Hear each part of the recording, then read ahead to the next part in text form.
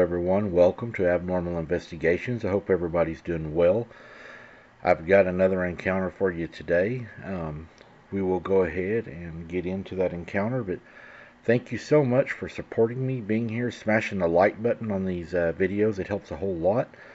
And I hope to see you Saturday night at 8:45 p.m. for our live, which will be breaking down some photos and some audio. So we look forward to seeing you then. I'll never forget the day I encountered something that would change my life forever. It was a typical afternoon, and I was walking home from soccer practice, which had run late. As I strolled through the darkness, the only sound being the rustling of the leaves beneath my feet, I couldn't shake off the feeling of being watched. As I walked past a cluster of tall trees, their branches creaking ominously in the wind, I heard a faint rustling beside me. My heart skipped a beat. Suddenly a voice called out to me, sending shivers down my spine. It sounded uncanny, like my mother's voice. Despite my fear, I summoned the courage to investigate. I stopped in my tracks, my eyes scanning the darkness for any sign of movement. 2 minutes passed and I saw nothing. Shrugging it off as a mere paranoia, I continued walking. But then I saw it.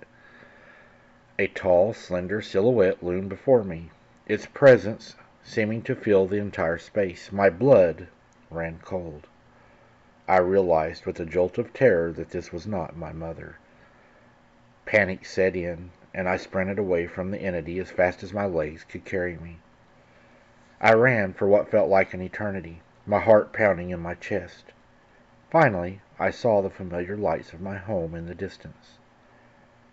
I burst through the front door, gasping for breath. My parents, concerned by my frantic escape, asked me what had happened.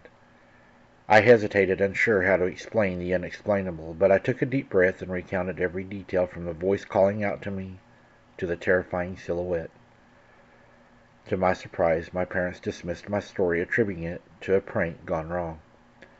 But I knew what I saw, and I knew that it was not human. I tried to shake off the feeling of unease, telling myself that it was just my imagination playing tricks on me. But the image of that entity lingered in my mind, haunting me. It wasn't until later that night I sat watching TV in the living room that I heard the sound of screeching at the kitchen window. My heart sank. I knew that sound. Slowly I got up and approached the window. My senses were on high alert. That's when I saw it again. The entity stood at the window, its eyes, or rather its lack of eyes, seeming to bore into my soul. I felt a chill run down my spine. The entity's presence was even more unsettling than before. I mustered the courage to speak, my voice shaking as I asked, "Who are you? What are you? Why are you here?" The entity's response sent almost a shockwave through my body. It actually spoke, and it said back to me, "1 month from now, you'll die." I was consumed by fear, my mind reeling with the implications of the entity's words. I slammed the window shut, ran to my parents' room, and frantically told them everything. But once again they dismissed my story, attributing it to my imagination. As the days passed, I couldn't shake off the feelings of unease. The entity's warning lingered in my mind, and I found myself constantly looking over my shoulder, expecting something to happen.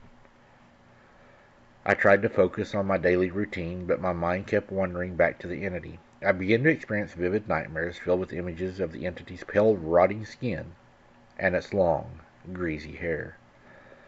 My parents grew concerned about my behavior, but I couldn't bring myself to tell them about the entity's warning. I felt like I was living in a constant state of fear, waiting for the other shoe to drop. As the 1 month deadline approached, my anxiety reached a fever pitch. I found myself withdrawing from my friends and family, unable to shake off the feeling of an impending doom coming on me. And then the day arrived. 1 month had passed since the entity's warning, and I was on edge. I spent the day in a daze waiting for something to happen. But as the sun began to set, I realized that nothing had happened. I had survived the day, and the entity's warning had proved to be false. Or so I thought. As time passed, I began to feel a sense of relief. Maybe the entity had been one-time thing, strange and terrifying encounter that I would never experience again, and I prayed that I wouldn't.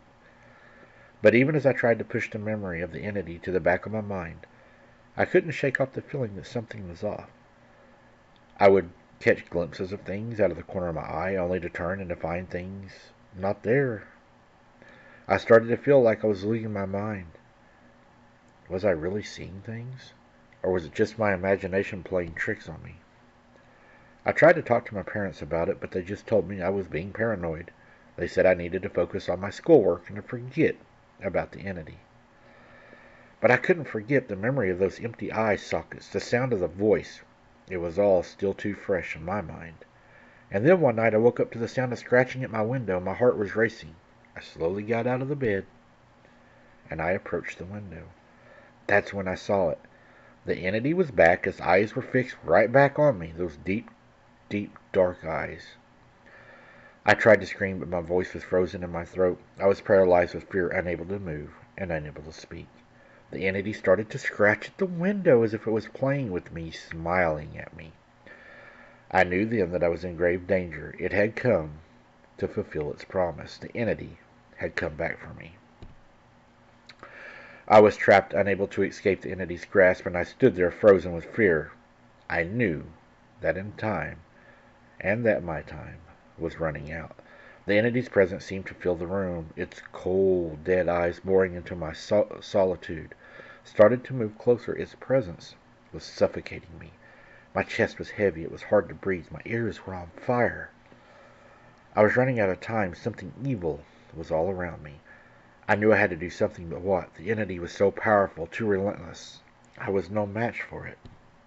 It had to be a demon. And then, just as hope had seemed lost, I remembered something, a phrase. It's not what you think it is. It's a message, he said. It's not what you've been told. Suddenly, the entity's presence didn't seem so overwhelming. Suddenly, I felt a glimmer of hope, but then I noticed the entity was trying to deceive me once again. And that is when I rebuked it in Jesus' name. It screamed at the top of its lungs. It ran to the woods. I could hear it screaming through the woods. And it has never came back to this day. It has now been approximately 6 months. I pray every night, and I bless my home, and I will never allow it to come back. I have that authority. You're right. Something came for you, you did the right thing, and you got rid of it. And I'm proud of you for doing that. That's a really eerie story, a really scary story. Some reason this thing had focused on you. I don't know why. But yeah, that's a scary story. That's an encounter that nobody ever wants to have. Trust me, that was a little bit weird reading that myself. Thank you for sharing your encounter, and remember, guys, there's things out there we don't understand, but we always have the power to rebuke. Thank you for listening, guys, and I'll see you on the next one.